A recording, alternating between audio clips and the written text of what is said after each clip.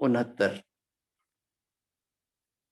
तो इस मुरली में बाबा ने कई पॉइंट सुनाया है।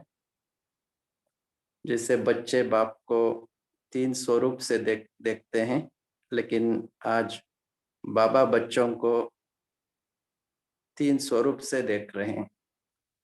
तो सभी को ये पॉइंट निकालना है कि बाप के रूप से बाबा बच्चों से क्या एक्सपेक्ट कर रहे हैं, शिक्षक के रूप से क्या कर रहे हैं, और सदगुरु के रूप से क्या क्या देख रहे हैं।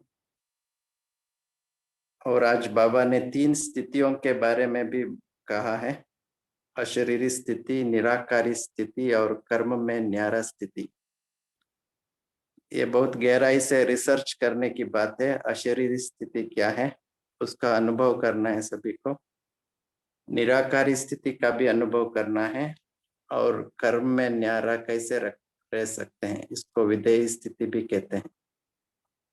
तो इसका अंतर क्या है और अनुभव कैसे कर सकते हैं, ये रिसर्च करने की टॉपिक है।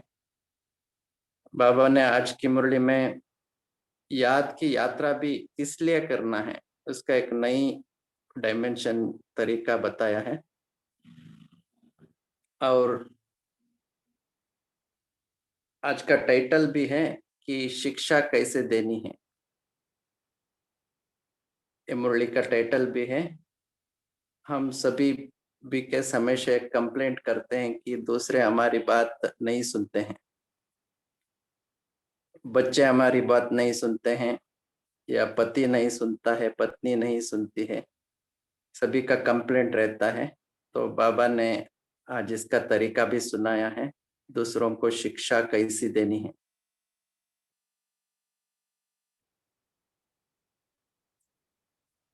और बाबा ने शक्तियों के बारे में भी गहराई में कही है। जैसे हम कोर्स देते हैं तो 8 शक्तियों में शुरू करते हैं, पावर टू विड्रॉ से शुरू करते हैं। ऐसा क्यों करते हैं, किसी ने सोचा होगा या नहीं सोचा होगा, तो इसके बारे में हम विचार कर सकते हैं। कौन सा शक्ति से हम शुरू कर सकते हैं, इसके कुछ गहराई भी बाबा ने सुनाया है। कैसे हम शक्तियों को सीक्वेंस करना है, सामना करने की शक्ति चाहिए तो उसके पहले कौन सा शक्ति चाहिए, अगर परखने की शक्ति चाहिए तो उसके पहले कौन सी शक्ति चाहिए, इसके बारे में बाबा ने कहा है। और फाइनली बाबा अव्यक्त क्यों हुए 69 में, इसके बारे में विचार सागर मंथन करने के लिए बोला है। इसका एक कोरोलरी बोल सकते हैं, माना इसका एक एक्सटेंशन क्या है। अभी बाबा ने अव्यक्त पाठ भी क्यों समाप्त किया, इसके बारे में भी हम इसी लाइन में सोच सकते हैं। तो आज के मुरली सुनेंगे। ओम शांति। बाप किसको देख रहे हैं? बच्चों को देख रहे हैं। आज मुरली में क्या सुना था? आप सभी किसको याद करते हो? तो बच्चों ने उत्तर दिया, बाप, टीचर, सदगुरु को। बाबा कहते हैं तो बाप दादा भी सिर्फ बच्चों को नहीं, लेकिन तीनों संबंधों से, तीनों रूप से बच्चों को देखते हैं। बच्चे तो सभी हैं, लेकिन टीचर रूप में क्या देखते हैं? नंबरवार स्टूडेंट को देखते हैं। शिक्षक के रूप में या टीचर के रूप में हमेशा टीचर बच्चों को कैसे देखते हैं, कौन फर्स्ट आएगा, कौन सेकंड आएगा, इस तरीके से देखते हैं, और वैसे ही उनको पालना भी देंगे। तो शिक्षक के रूप में बाबा क्या देख रहे हैं? नंबरवार स्टूडेंट को देखते हैं।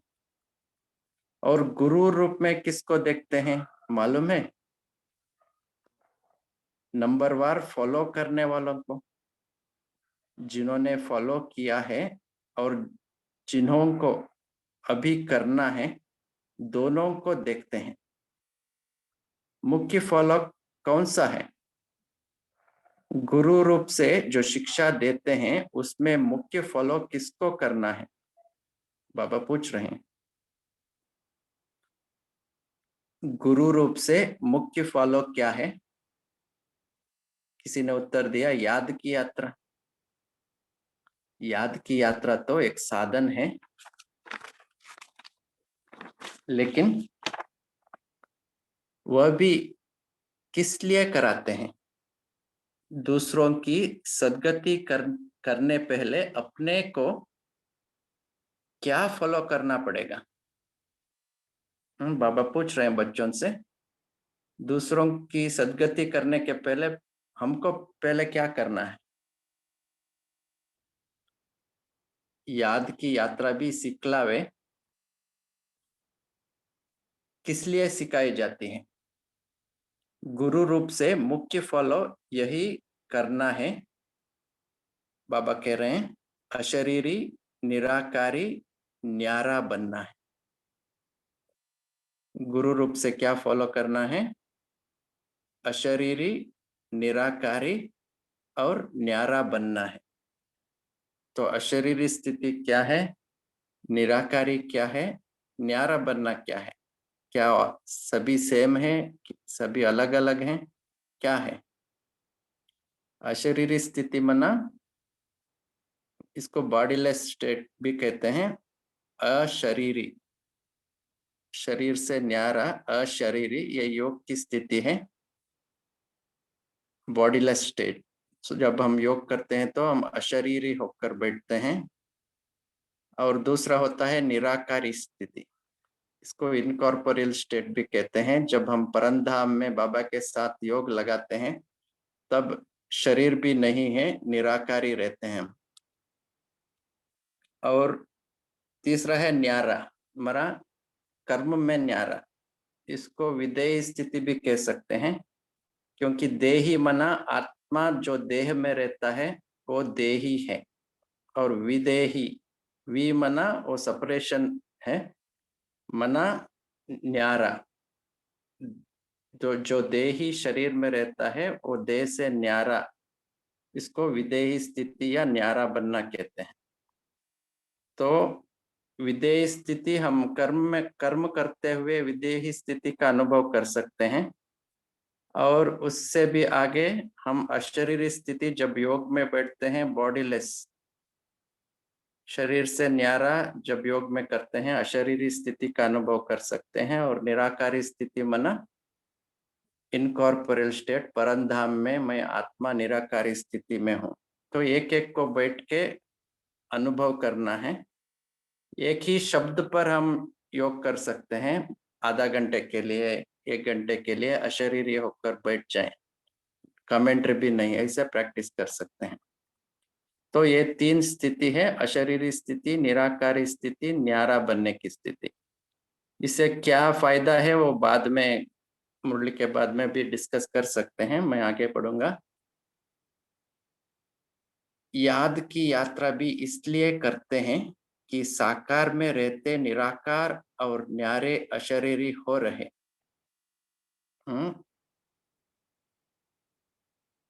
क्यों याद की स्थिति में बैठते हैं? इसलिए करते हैं कि साकार में रहते निराकार न्यारे अशरीरी हो जाए।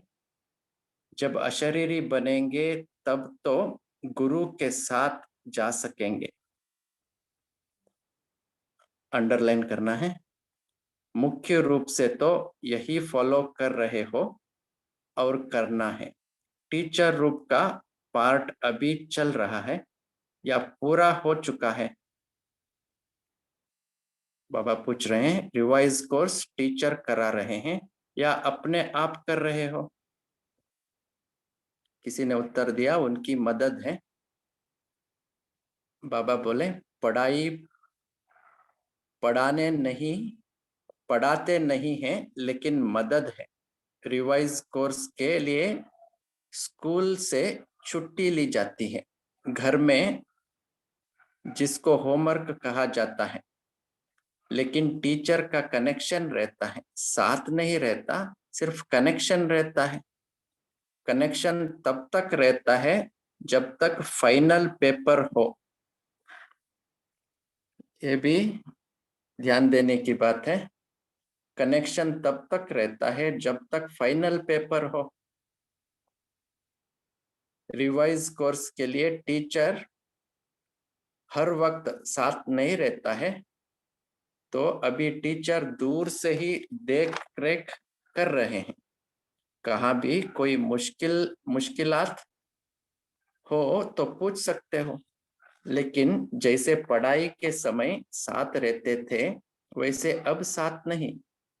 अभी ऊपर से बैठ अच्छी रीति देख रहे हैं कि रिवाइज कोर्स में कौन कौन कितने शक्ति से, कितने मेहनत से, उमंग उत्साह से कोर्स को पूरा कर रहे हैं।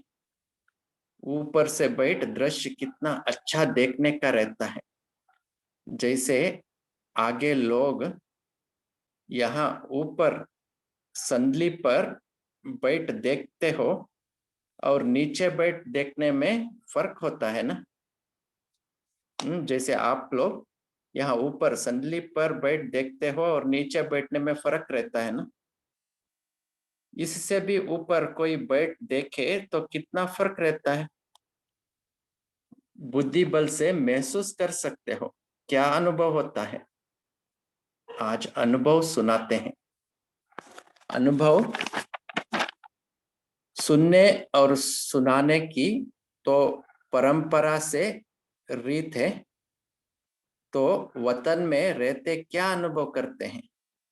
वतन में होते भी टीचर का कनेक्शन होने कारण देखते हैं कोई कोई बहुत अलौकिकपन से पढ़ाई को रिवाइज कर रहे हैं, कोई समय गवा रहे हैं, कोई समय सफल कर रहे हैं। बाबा टीचर के रूप में यही देख रहे हैं। क्या देख रहे हैं, कितना अलौकिकपन से पढ़ाई पढ़ रहे हैं जैसे आप सब कर रहे हो। और कोई क्या कर रहे हैं, समय भी गवा रहे हैं। जब देखते हैं समय को गवा रहे हैं तो मालूम क्या होता है। तरस तो आता है, लेकिन तरस के साथ साथ जो संबंध है वह संबंध भी खींचता है। फिर दिल होती है कि अभी अभी बाबा से छुट्टी लेकर साकार रूप में उन्हों का ध्यान खिंचवाएं। ब्रह्मा बाबा को संकल्प आता है शिव बाबा से छुट्टी लेकर मैं नीचे जाके उनको बताऊं, लेकिन साकार रूप का पाठ तो पूरा ही हुआ, इसलिए दूर से ही सकाश देते हैं। बाबा जैसे साकार रूप में लाल झंडी दिखाते थे ना। इसके बारे में किसी को पता है तो बता सकते हैं। बाबा साकार में लाल झंडी दिखाते थे, वैसे ही वतन में भी। लेकिन देखने में आता है कि अव्यक्ति रस को, अव्यक्ति मदद को बहुत थोड़े ले पाते हैं। अपने आप से सब प्रश्न पूछना है। हाँ, बाबा क्या कर रहे हैं। वतन से बाबा मदद देते हैं, लेकिन अव्यक्ति रस को, अव्यक्ति मदद को बहुत थोड़े ले पाते हैं। क्यों ले पाते हैं, क्यों नहीं ले पाते हैं, इसके बारे में थोड़ा विचार सागर मंथन करना है। जो भी रास्ता तय करते विघ्न आते हैं, उन विघ्नों को पार करने के लिए मुख्य कौन सी शक्ति चाहिए। जो विघ्न आते हैं उसको पार करने के लिए मुख्य कौन सी शक्ति चाहिए। किसी ने उत्तर दिया सहन शक्ति। सहन शक्ति से पहले कौन सी शक्ति चाहिए। विघ्न डालने वाली कौन सी चीज है। किसी ने कहा माया। सुनाया था कि विघ्नों का सामना करने के लिए पहले चाहिए परखने की शक्ति, फिर चाहिए निर्णय करने की शक्ति। विघ्नों की सामना करने के लिए परखने की शक्ति और फिर निर्णय करने की शक्ति। क्यों बाबा ने कहा इसके बारे में फिर विचार सागर मंथन कर सकते हैं। क्यों परखने की शक्ति और निर्णय करने की शक्ति, दूसरा शक्ति के बारे में क्यों नहीं कहा? जब निर्णय करेंगे यह माया है वह अयथार्थ है, फायदा है वह नुकसान है, अल्पकाल की प्राप्ति है वह सदा काल की प्राप्ति है।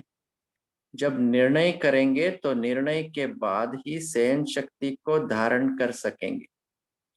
पहले परखना है और निर्णय करना है। जिसकी निर्णय शक्ति तेज होती है वह कब हार नहीं खा सकता। हार से बचने के लिए अपने निर्णय शक्ति और परखने की शक्ति को बढ़ाना है। निर्णय शक्ति बढ़ाने के लिए पुरुषार्थ कौन सा करना है? फिर बाबा ने पूछा। विजय पाने के लिए या सामना करने के लिए माया को निर्णय शक्ति और परखने की शक्ति चाहिए, लेकिन इसके लिए फिर कौन सी शक्ति चाहिए? शुरू में मैंने पूछा था ना, हम कौन से शक्ति से अष्ट शक्तियों का शुरू करते हैं, उसमें ही इसका आंसर है। निर्णय शक्ति बढ़ाने के लिए पुरुषार्थ कौन सा करना है? याद की यात्रा तो आप झट कह देते हो, लेकिन याद की यात्रा को भी बल देने वाला कौन सा ज्ञान अर्थात समझ है, वे भी स्पष्ट बुद्धि में होना चाहिए। टोटल तो रखा है, लेकिन टोटल में कहाँ कहाँ फिर टोटा या विघ्न पड़ जाता है। स्कूल में कई बच्चे एक दो को देख टोटल को निकाल देते हैं। मना टोटल मना फाइनल आंसर। फाइनल आंसर क्या करते हैं, एक दूसरे के कॉपी कर देते हैं तो फाइनल आंसर लिख देते हैं, लेकिन उनको पूछा जाए स्टूडेंट को फाइनल आंसर कैसा है यार, तो बता नहीं पाएंगे क्योंकि कॉपी किया हुआ है। इसके बारे में बाबा बोल रहे हैं। हाँ, एक दो को देख टोटल निकाल देते हैं, लेकिन जब मास्टर पूछता है टोटल कैसे किया है तो मूंझ जाते हैं। तो आप टोटल याद की यात्रा कह देते हो, लेकिन वह टोटल किस तरीके से होगा वह भी जानना है। याद की यात्रा ये फाइनल आंसर है, लेकिन अभी बाबा पूछ रहे हैं यह याद की यात्रा किस तरीके से होगा यह भी जानना है। तो निर्णय शक्ति को बढ़ाने के लिए मुख्य किस बात की आवश्यकता है? बाबा फिर से पूछ रहे हैं, निर्णय शक्ति और परखने की शक्ति दोनों, इसको बढ़ाने के लिए फिर कौन सी शक्ति चाहिए?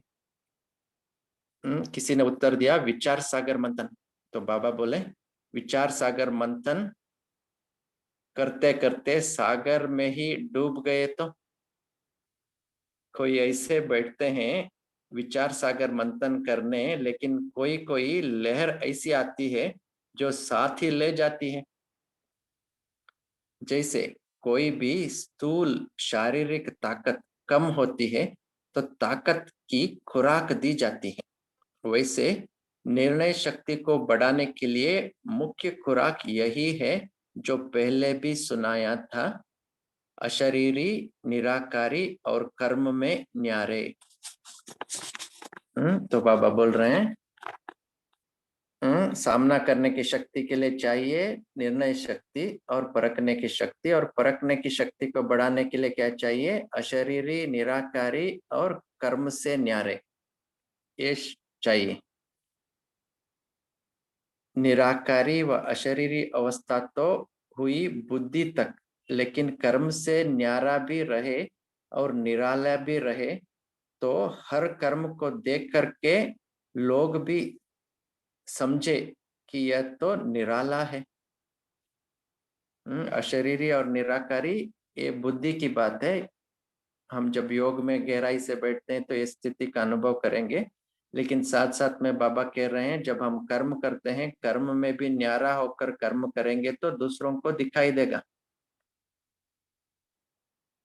तो अंदर की बात भी है और बाहर में भी क्या है, कर्म करते हुए भी न्यारा होकर कर्म करना है।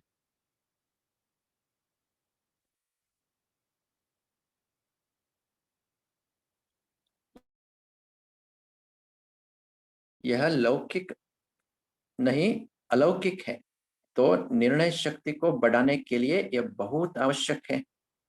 जितना बातों को धारण करेंगे उतना ही अपने विघ्नों को भी मिटा सकेंगे और जो सृष्टि पर आने वाले विघ्न हैं उनसे बच सकेंगे। शिक्षा तो बहुत मिलती है, लेकिन अब क्या करना है?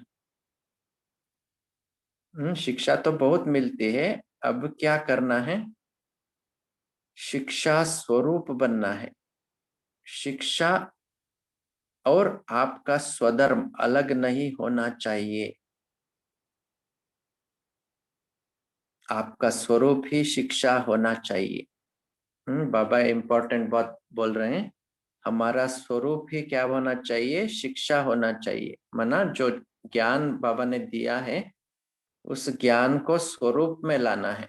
जो भी उदाहरण के लिए आज बाबा ने क्या कहा, निराकारी, अशरीरी और कर्म में न्यारा, तो क्या होना चाहिए? स्वरूप में बैठना है। इसीलिए क्या होता है, हम बात ज्यादा करते हैं दूसरों को बात से मनाने के लिए। हम बहुत शिक्षा देते हैं दूसरों को, लेकिन वो नहीं लेते हैं। इसका कारण यही है, क्यों? क्योंकि वो लोग हमारे में क्या धारणा हुई है उसको देखते हैं, हमारा बात नहीं सुनना चाहते हैं। हमारा बच्चे हो या पति हो, पत्नी हो, कोई भी हो, हमारे में कितना धारणा हुई है, हम किस स्थिति में हैं उसको देखेंगे। हम बोल रहे हैं उसको कम देखेंगे। तो बाबा कह रहे हैं आपका स्वरूप ही शिक्षा होना चाहिए। स्वरूप से शिक्षा दी जाती है। कोई बातों में वाणी से नहीं शिक्षा दी जाती है। सॉरी, कई बातों में वाणी से नहीं शिक्षा दी जाती है, लेकिन अपने स्वरूप से शिक्षा दी जाती है। अब शिक्षा स्वरूप बन करके अपने स्वरूप से शिक्षा देनी है। क्या करेंगे हम? शिक्षा स्वरूप बन जाएंगे और स्वरूप से शिक्षा देना है। शिक्षा तो बहुत मिली, कोर्स तो पूरा हुआ।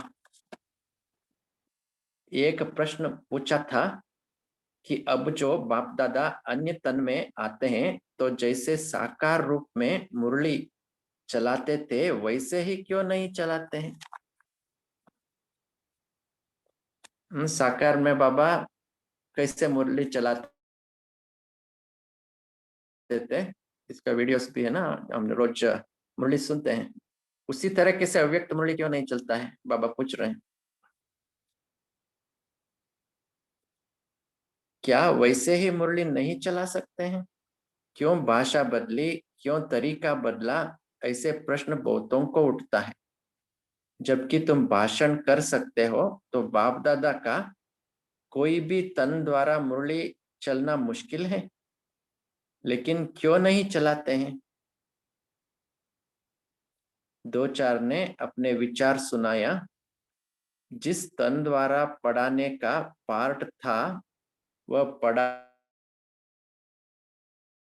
का कोर्स तो पूरा हुआ। अब फिर पढ़ाई पढ़ाने के लिए नहीं आते हैं, वह कोर्स था उसी तन द्वारा पार्ट पूरा हो चुका है।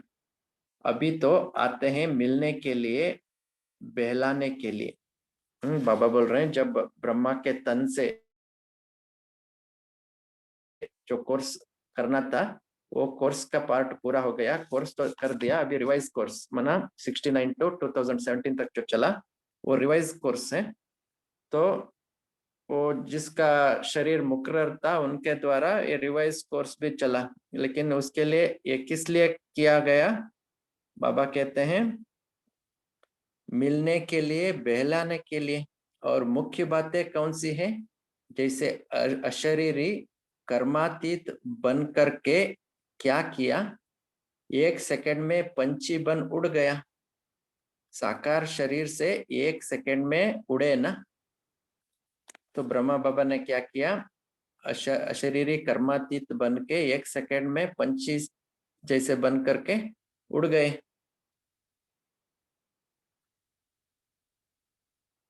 तो अब पढ़ाई पूरी हुई, बाकी एक कार्य रहा हुआ है साथ ले जाने का।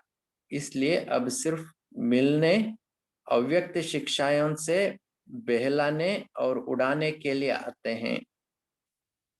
किस लिए बाबा? रिवाइज कोर्स कराते थे, अव्यक्त में क्यों आते थे? मिलने के लिए, अव्यक्त शिक्षाओं से बहलाने के लिए और उड़ाने के लिए। तो हमको क्या करना है? ये उड़ने का प्रैक्टिस ज्यादा करना है अभी, क्योंकि अव्यक्त पात्र भी हो गया, तो और भी ज्यादा उड़ना है अभी। पढ़ाई के पॉइंट्स, पढ़ाई का रूप अब नहीं चल सकता है। हम्म अभी अभी कोर्स रिवाइज हो रहा है, लेकिन कितने समय में रिवाइज करेंगे? कितने तक कोर्स पूरा हुआ है? अभी यह सभी को निर्णय करना है कि कहाँ तक रिवाइज कोर्स हुआ है, कितना समय अब चाहिए। साकार तंत्र के हर कर्म, हर स्थिति से अपने को भेंट करना, उसको देखते, यह लक्ष्य रखते, अपने को देखो, फिर पता पड़ेगा कि कहाँ तक है। लक्ष्य तो बता दिया, कैसे अपने को परखना है, फिर उत्तर देना।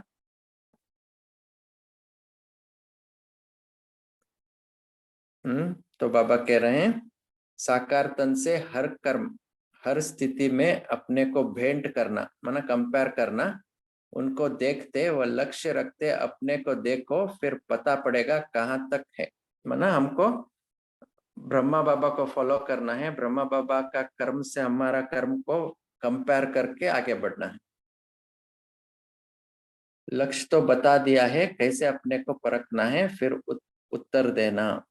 दूसरा प्रश्न यह देते हैं, होमवर्क तो तुम्हारा चल ही रहा है, उसमें विशेष ध्यान खिंचवाते हैं। वो जो पाठ भावी प्रमाण हुआ है, उस साकार रूप को अव्यक्त क्यों बनाया? इसके भी कई गूढ़ रहस्य हैं, इसकी गहराई में जाना है। साकार के लहरों में नहाना नहीं, लग जाना।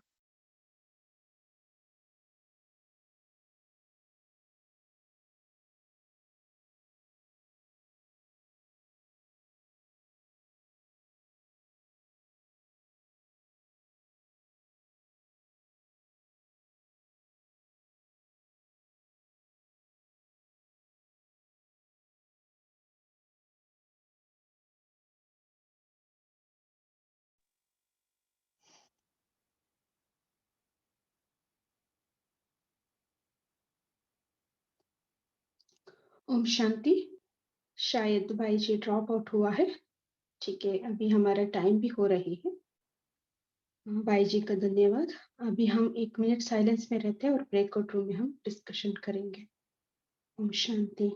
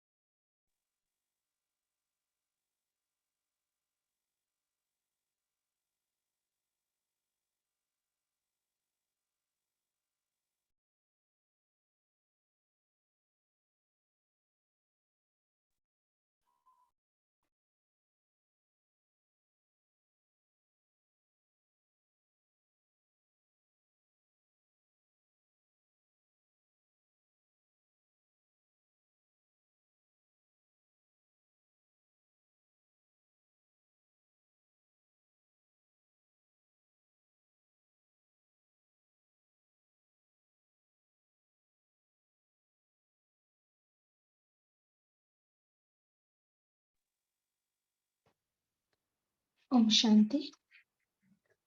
अच्छा, आज के मुरली से क्या सुना है, आपका मनन चिंतन क्या है, शेयर कर सकते हैं।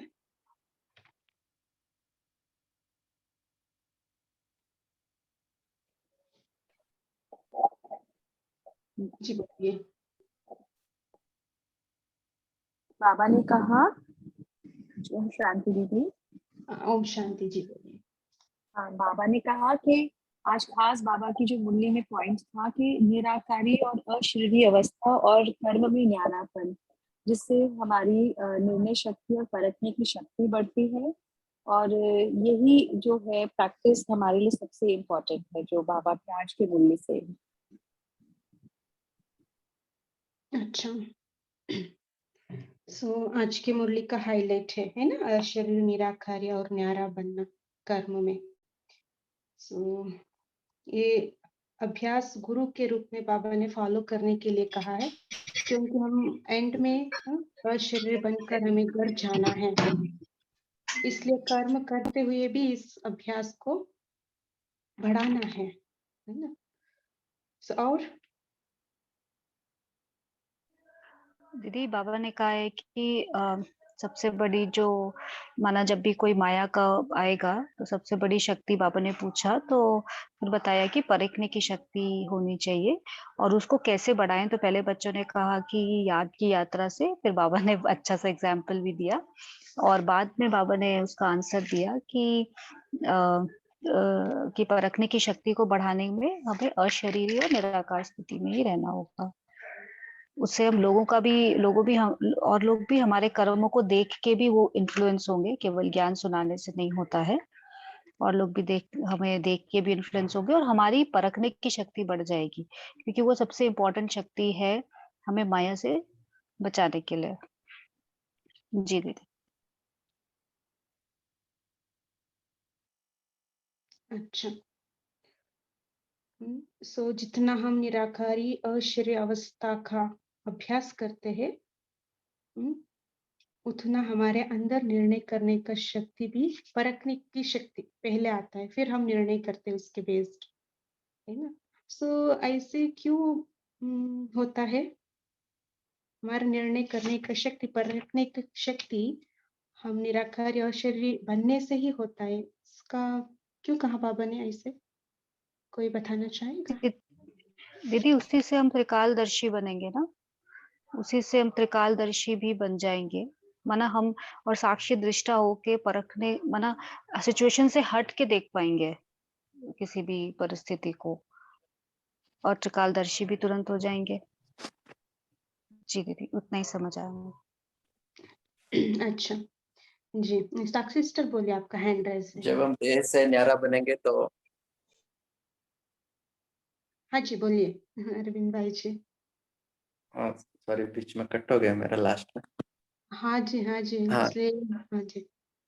क्या है, हम जब शरीर से न्यारा बन जाते हैं, अशरीरी बन जाते हैं, तो हम बहुत शक्तिशाली बनते हैं।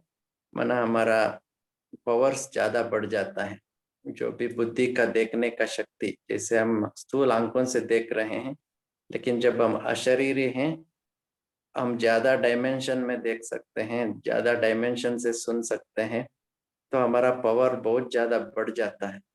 इसलिए जब ये पावरफुल स्टेज में रहते हैं तो नेचुरली परखने की और निर्णय करने की शक्ति बढ़ जाता है। अच्छा, बहुत अच्छा। हाँ जी, साक्षी सिस्टर बोलिए, आपका हैंड राइज है।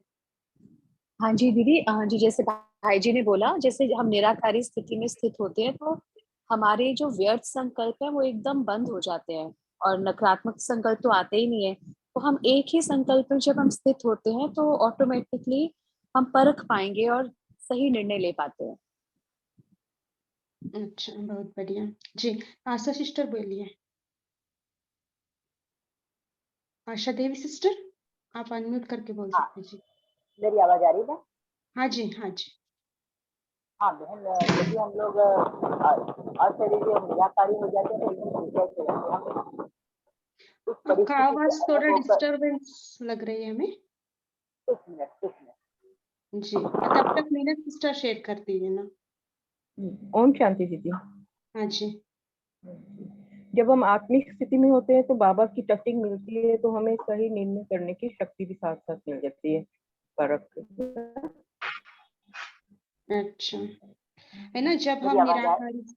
हाँ जी, बोलिए। हाँ, अच्छा जी। मैंने कहा जब हम अशरीरी और निराकारी हो जाते हैं तो हम एकदम डिटैच हो जाते हैं और परिस्थिति को दोनों पहलू से समझ पाते हैं, और समझने के कारण हमारी परखने की शक्ति बहुत बढ़ जाती है और हम एक्यूरेट निर्णय ले पाते हैं। ओम शांति। अच्छा, है ना, निराकारी स्थिति में हम किसका साथ कनेक्ट होते हैं? परमात्मा का साथ, है ना, निराकारी परमपिता का साथ हम कनेक्ट होते हैं। सो जब बाबा का साथ हम कनेक्ट होते हैं, सर्वशक्ति हमारे अंदर अपने आप आ जाता है ना। बाबा सबका साथ कनेक्ट होते हैं, बाबा, है ना। जब हम बाबा का साथ कनेक्ट होते हैं, हमारे अंदर उतना पावर, जैसे भाई जी ने कहा ना, डायमेंशन हमारा बड़ा हो जाता है। सो तब पावरफुल स्थिति हो जाते है, तब हम परख सकते हैं जी। अच्छा, सो ये अशरीरीपन और निराकारी स्थिति भाई जी ने एक्सप्लेन किया था, उसमें क्या डिफरेंस है, कोई बताना चाहेगा? हमारा पास थोड़ा बहुत कम टाइम है, बोलिए। और जो भी पॉइंट आपको अच्छे लगे वो शेयर कर सकते हैं।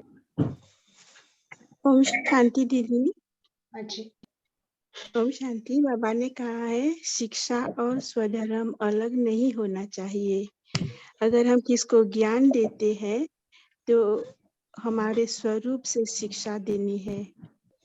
अच्छा, अगर सो इसमें कमी है तो लोग सुनते नहीं हैं। अच्छा, आप कैसे इसको प्रैक्टिकल में लाते हैं, क्या करें इसके लिए? हाँ, तो जब किसी को ज्ञान देते हैं तो प्रैक्टिस करते हैं कि आत्मा को बाबा में टिकाना है और उसको आत्मा देख करके ज्ञान देनी है। ये प्रैक्टिस करती हूँ और जहाँ जाती हूँ तो कोशिश करती हूँ कि आत्मा देखूं, शरीर नहीं। ओम शांति। अच्छा, हाँ जी, बोलिए अर्चना सिस्टर। जी दीदी दीदी, बाबा ने आज कहा कि कोर्स तो मेरा जो मैंने पढ़ाई पूरी करनी थी वो तो बाबा का ही तन मुकर्रर था, ब्रह्मा बाबा का, तो 69 तक पढ़ाई तो पूरी हो गई थी। लेकिन फिर क्या चला, रिवीजन चला, तो फिर उसके लिए दूसरा तन दादी का लिया। तो बाबा कह रहे वो रिवाइज कोर्स था, रिवाइज भी क्या, बाबा कह रहे पढ़ाई तो हो गई थी, फिर सेवा के लिए, और बाबा शिक्षा देने आते थे समय समय पर, क्योंकि सेवा का एक्सपेंशन हुआ ना बहुत, तो फिर बाबा ने सेवा के लिए उस तरह से अव्यक्त रूप में अपना शिक्षाएं दिया, के खेल पाल किया। बाबा कह रहे नाच, फिर उसमें तो सिर्फ बहलाना होता था ना, तो बाबा ने, लेकिन अव्यक्त मुरली में भी ऐसा नहीं है, बाबा ने बहुत गहरी गहरी शिक्षाएं और सेवाओं के विस्तार को बढ़ाने के लिए बच्चों को शिक्षा दी। और बाबा अभी भी साथ है ना, बाबा कह रहे ना, जब तक, अभी पीछे भी मुरली में आया था कि बाबा है ना अंत तक साथ रहेगा, अच्छा वो हमें जी, ना मदद देगा, मदद भी दे रहा है बाबा तो अंत तक, क्योंकि बच्चों ने तो अभी बहुत बच्चों ने आना है, तो बाबा उनको और ज्यादा मदद दे रहा है एक तरह से जी, मिलने के लिए, रिवाइज बहलाने कोर्स के लिए के बाबा लिए। आता है ना, रिवाइज करने के लिए, कराने के लिए। जी, गैलेक्सी किसका कौन सा नेम है, हम आपका हैंड से बोल सकते हैं। कृपया एक अनाउंसमेंट है, आपका नाम उसमें डाल दीजिए, ठीक है। फोन का नाम आ रही है, प्लीज उसका चेंज कर देना बाद में। जी, बोलिए। ओम शांति दीदी। ओम शांति जी। ओम शांति जी, बोलिए। हाँ, मुझे मीठे बाबा का वो पॉइंट बहुत अच्छा लगा कि मीठे शिक्षा तो अब तक बहुत मिला, शिक्षा स्वरूप बनना है। बाबा ने जो शिक्षा दिया उसको धारणा में लाके धारणा मुक्त बन के अब फिर औरों को शिक्षा देना है। जैसे हम लोग ओम शांति बोलते हैं तो ऐसे शांत स्वरूप में टिकना भी है और फिर से सेवा करना है। तो मुझे वो पॉइंट बहुत अच्छा लगा। अच्छा, हमारा टाइम भी हो गया है। थैंक यू ओम सभी का। शांति। जी, अभी अरविंद भाई जी हमें होमवर्क भी देंगे और मेडिटेशन भी कराएंगे, गुड नाइट मेडिटेशन।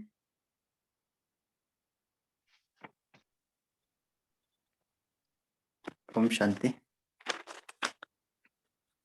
एक मिनट अरविंद भाई जी, अभिजीत भाई जी कुछ कहना चाहते हैं आप? नहीं जी, अरविंद भाई जी आपने बहुत अच्छा एक्सप्लेन किया है, और कई सारे जनों का जो क्वेश्चंस है जो आपने पूछा ना स्टार्टिंग में, जब व्यक्त पाठ क्या हुआ, फिर अशरीरी स्थिति, निर्विकारी स्थिति, तो आपको रिक्वेस्ट है कि आप ऐसे बीच बीच में आना, थोड़ा सा एक हमारा जो जिस दिन बफर डे है ना उस दिन थोड़ा एक्सप्लेन करना तो अच्छा रहेगा। हाँ जी, जरूर। क्योंकि कई उनके क्वेश्चन है तो हमने बोला कि भाई जी को हम बुलाते हैं तो थोड़ा और गहराई से उसमें प्रकाश डालेंगे। जी। हाँ जी। अभी तो आप क्या करना है? होमवर्क देना है भाई जी ना, अच्छा डेली हम होमवर्क करते हैं ना कि कल सारा दिन हमें क्या करना है। अच्छा अच्छा। प्रैक्टिस के लिए ना? हाँ जी, हाँ जी। हाँ, तो हम कल ये भी प्रैक्टिस करेंगे। अभी 3 बात जो बताया है उसके बारे में हम कल ज्यादा अटेंशन देंगे। एक तो जब कर्म करते हैं हम, कर्म में न्यारा रहकर कर्म करना है, तो इसमें क्या अनुभव होता है उसको लिखना पड़ेगा हर एक को। तो हम कर्म में न्यारा होकर जब कर्म करते हैं तो हमारा क्या अनुभव होता है, तो इसको प्रैक्टिस करने के पहले ये 2 अशरीरी और निराकारी अवस्था, पहले अमृत वेले हम निराकारी अवस्था को प्रैक्टिस करेंगे। निराकारी अवस्था मना जब हम परमधाम में, शरीर भी नहीं है, निराकारी आत्मा भगवान से मिलन मना रहे हैं, तो निराकारी स्थिति का प्रैक्टिस कल अमृत वेले करेंगे। और बाद में कर्म में आने के पहले अशरीरी अवस्था का प्रैक्टिस करेंगे। इस अशरीरी अवस्था, इसमें भी वैरायटी है, तो हम फरिश्ता स्वरूप का भी अनुभव कर सकते हैं। जैसे सूक्ष्म वतन में हम लाइट के शरीर में हैं, इसका भी प्रैक्टिस कर सकते हैं। तो ये कल के लिए हमारा असाइनमेंट है, और हर एक इसका अनुभव करें कि इसका अंतर क्या है, प्रैक्टिकल में हम अनुभव करें। अशरीरी और निराकारी और विदेही, द थर्ड, और जो थर्ड कर्म में न्यारा उसको विदेही भी कहते हैं। इसका अंतर क्या है वो सिर्फ थियोरेटिकल नहीं लेकिन प्रैक्टिकली कल हम अनुभव करेंगे। ठीक है, और कुछ होमवर्क देना चाहते हैं आप? जी नहीं, अभी आप योग कराएंगे हमें 3 मिनट? हाँ जी, जरूर। जी।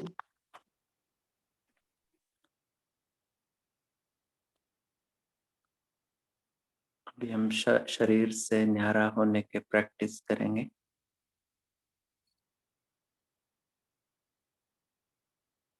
मैं आत्मा, चमकता हुआ सितारा,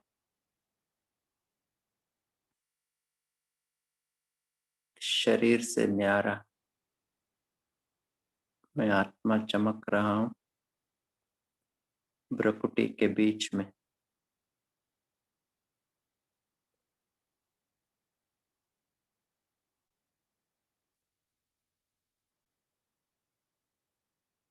पॉइंट ऑफ लाइट, देह बिल्कुल अलग।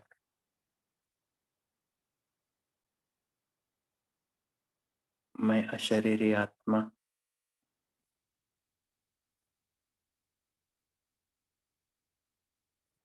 बॉडीलेस, शक्तिशाली स्थिति में हूँ।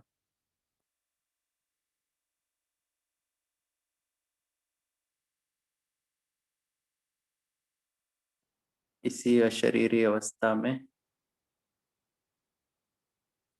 बाबा के सन्मुख अनुभव करेंगे।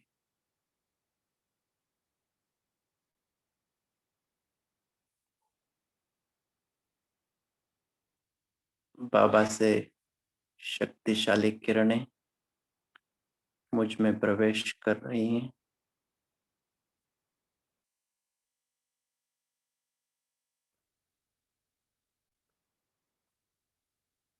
आज जो भी थकान हुआ है, सारा दिन कर्म करके वो सब इसमें मर्ज हो रहा है। मैं फिर से शक्तिशाली आत्मा बन गया हूँ।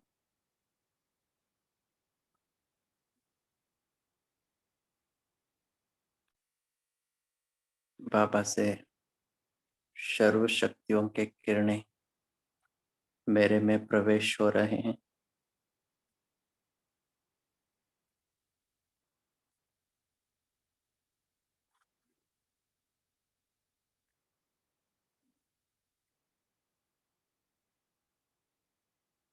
और इस शरीर का भान भी भूल के बाबा से कंबाइंड निराकारी स्थिति,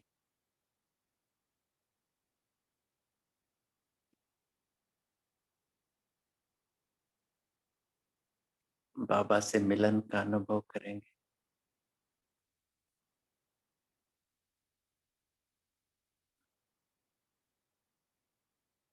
शिव शक्ति कंबाइंड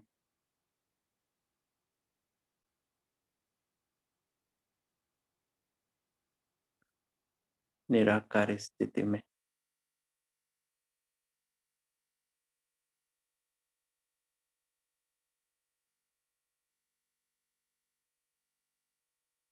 बाबा से सर्व शक्तियां ले रहे हैं।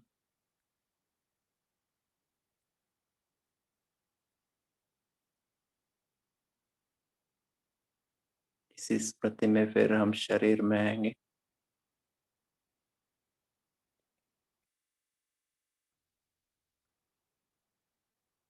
मेरे चारों ओर लाइट के किरणें फैल रहे हैं। जिस कमरे में मैं बैठा हूँ, बैठी हूँ, चारों ओर लाइट के तरंगे, शक्तियों के तरंगे फैल रहे हैं और हमारा घर का वातावरण शक्तिशाली हो रहा है।